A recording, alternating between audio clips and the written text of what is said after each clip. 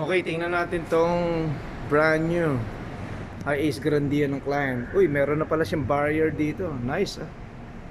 Oh, meron na silang acrylic barrier dyan. So yan, tinatapos na. Maya tapos na installation sa rear camera.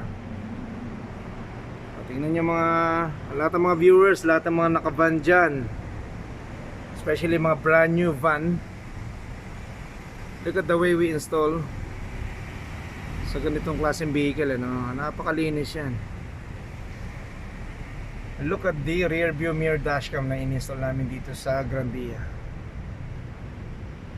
Very nice, di ba? Linis, di ba? O, tingnan nyo maigi, close up. Oh.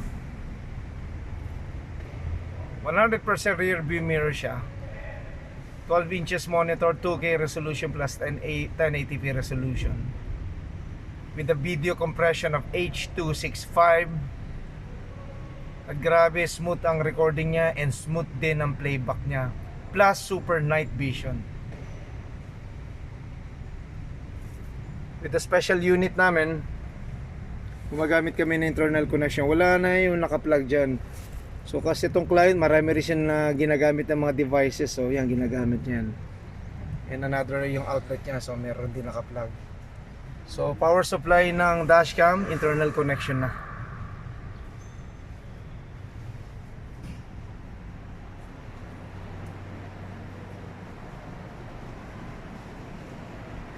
So yan, tinatapos na lang.